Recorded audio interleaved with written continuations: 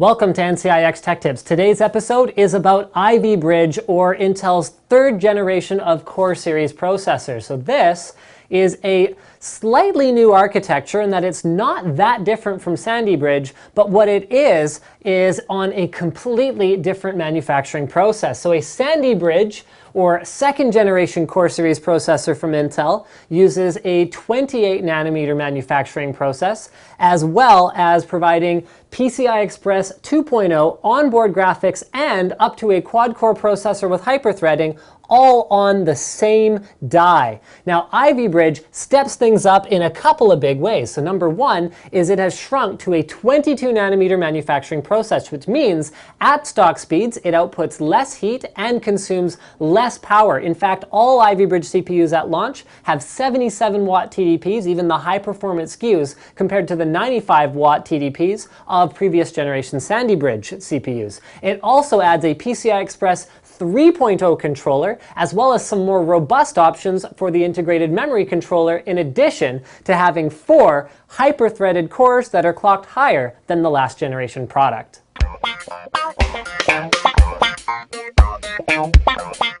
Now, there are technology improvements and there are also performance improvements. At the same clock speeds and with the same feature set, Ivy Bridge will outperform Sandy Bridge, the last generation product, by about 10%. However, it's not necessarily as simple as just, well, you know, if last generation was a 2700K, then you just buy a 3700K. Intel has changed up the naming scheme in some ways, whereas retained it in other ways. So the two main focus SKUs for the gaming community, which is, I guess, what we're catering to mostly here, are the 3570K and the 3770K. The 3770 is an i7 and the 3570 is an i5.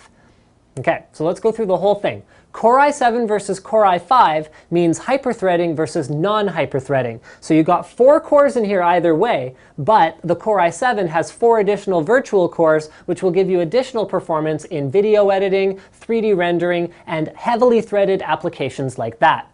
All right, the model number itself designates the clock speed. So the 3770 is actually clocked slightly higher than the 3570, although it is not by much. So for gamers who are playing lightly threaded but benefiting from a single high performance thread games, you're not going to see too much of a benefit between switching between those two CPUs.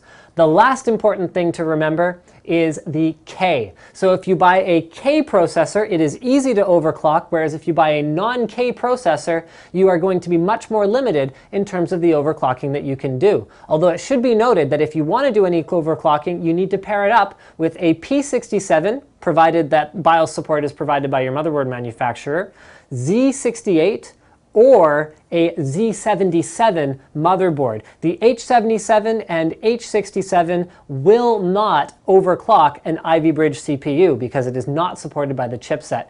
Of note, to do with overclocking, is the fact that with my 3770K sample, I was able to achieve 4.7 gigahertz stable with a Corsair H100. However, the H100 is a critical part of that. So yes, the overclocking process was dead simple. I didn't even have to overvolt it too much, but Ivy Bridge starts to kick out a fair amount of heat once you start overclocking. So make sure you've got adequate cooling. And remember guys, even if you don't reach quite the same clock speeds as you did on a Sandy Bridge CPU, you're still going to get some additional performance due to the fact that Ivy Bridge performs about 10% better clock for clock.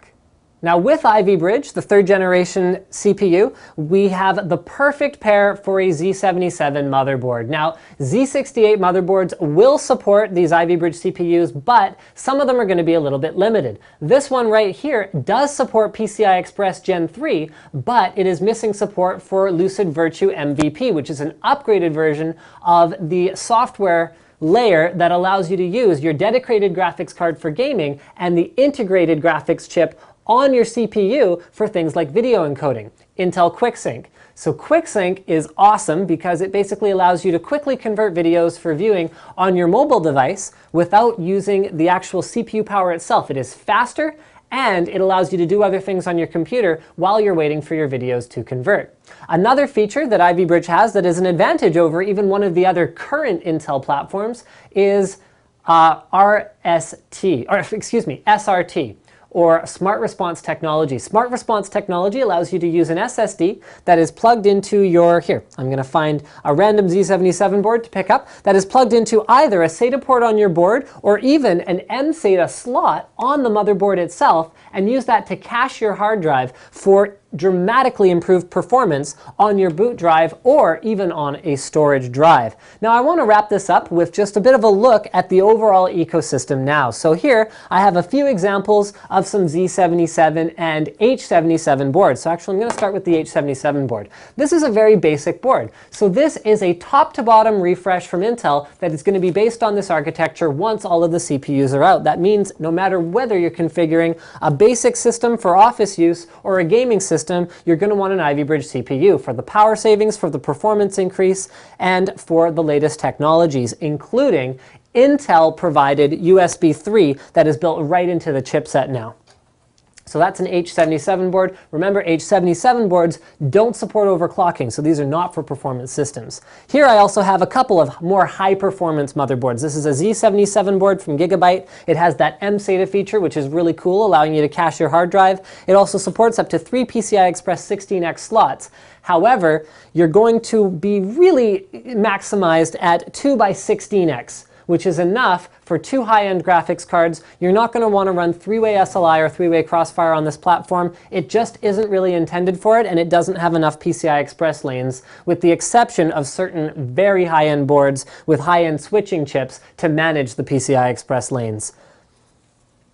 Next, we've got, actually this one's really cool. This is the Asus Sabertooth Z77, which has pretty much all of the latest features, including their thermal armor, as well as, little dust covers, slot covers. It looks very high performance. It'll look great in your case and performs extremely well with Ivy Bridge. It also includes a bunch of other cool stuff, including customizable fan controls that you can control using their AI Suite software, which leaves X79 in a kind of an interesting place.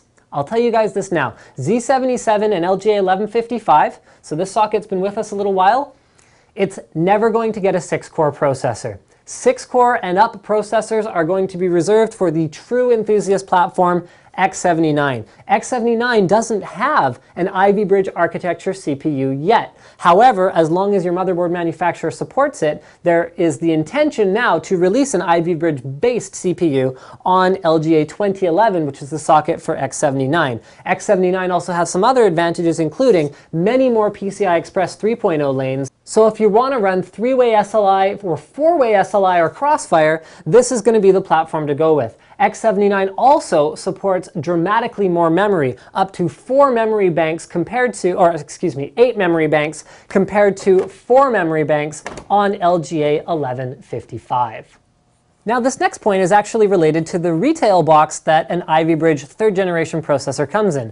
Yours won't come in something like this, although the one that we used for our testing did. It'll come in something that looks more like this, but with pictures and whatnot on it, because even though Ivy Bridge provides enthusiast grade performance, especially for gamers or people who don't need a vast number of cores for multi-threaded applications, it is still a mainstream socket as well. So users, unlike LGA 2011, where the CPUs do not come with a heatsink, users are not necessarily expected to buy a high-performance heatsink, although if they were overclocking, they better do that. So it comes in a box with a validated heatsink, and along those lines, yes, it is a mainstream socket too. That means not only does it support with dedicated graphics, with Crossfire and SLI, but it also has seriously amped up onboard graphics. The HD 4000 graphics on Ivy Bridge in our testing have provided significant improvement over the HD 3000 and HD 2000 graphics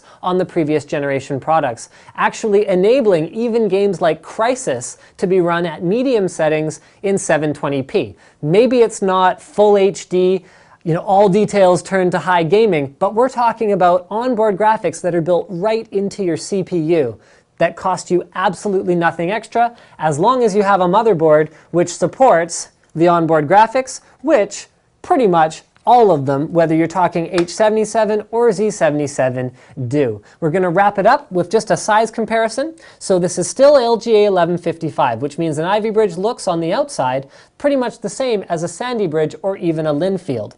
Now I'm just going to show you guys a quick size comparison with the previous generation high-end LGA 1366 as well as the LGA 2011 CPU. Why is that one so much bigger? Well, it has to hook up the quad channel memory controller, which Ivy Bridge is only dealing with dual channel memory, and there's potentially quite a few more cores under the hood compared to Ivy Bridge. So thank you for checking out this overview on NCIX Tech Tips. I hope it wasn't a little bit dry, but thank you for watching, and don't forget to subscribe.